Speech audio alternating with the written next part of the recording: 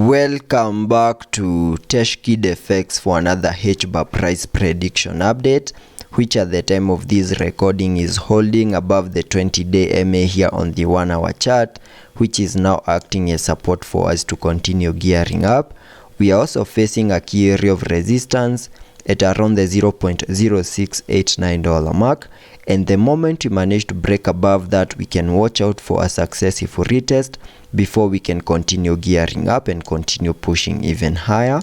We have also continued to obey the Elliot wave structures, where we had been seeing a bit of a breakdown to the lower side in the formation of this wave 2, in a move that has now managed to get into the minimum retracement area in the formation of that wave 2 highlighted here on the charts using this red target area. And all this is playing out after we fully peaked in the formation of that first wave to the upper side in a move that gave us a high at around the $0.0779 mark. And having seen the formation of that first wave and also seen a corrective structure in the formation of that wave 2, I now believe that whatever we are seeing at the moment is the start of an impulsive wave in the formation of this wave 3.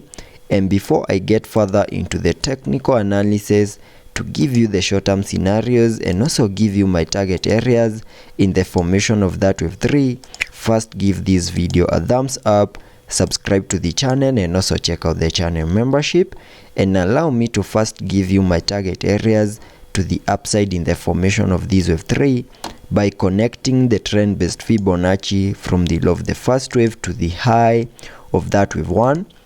then dragging the fibs to the low of the second wave, and that now gives me a target area in the formation of that wave 3 at the fib level 1.618, and that is at around the $0.0971 mark. And that is the minimum that I'm expecting this wave 3 to the upside to do before we can expect a wave 4,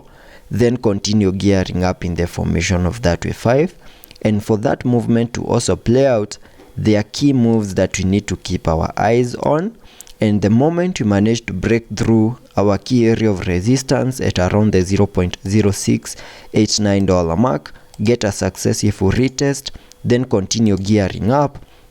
I'll be watching for a break above the wave 1 high of this Elliot wave structure right here, which lies at around the $0.0779 mark, because a break above the wave 1 high will fully confirm the impulsiveness in the formation of that wave 3 and also give us signs that we are going to continue gearing up until we fully maximize our minimum target areas in the formation of this wave 3 at around the $0.0966 mark. So that is what I'm expecting here on the Hbar chart on the short-term scenarios. So continue keeping your eyes on the key area of resistance at around the $0.0689 mark, because a break above that will help us continue gearing up. And also taking a look at the long-term scenarios that I'm expecting here on the Hbar chart, given by these Elliot wave structures that I have right here in yellow, where you can see that we have now peaked in that first wave, then seen a corrective structure in the formation of this wave 2 in a move that has bottomed out within this yellow target area down here. And now my primary scenario is that whatever we are seeing at the moment is the start of an impulsive wave in the formation of this wave 3. And because of the impulsive nature in the formation of this wave 3, I'm also expecting to see a 5 wave structure in formation, having the wave 5 fully maximizing our target areas, where you can see that I have this 5 wave structure in blue, where I'm expecting the wave 5 to give us the high for this higher Elliot wave count 3.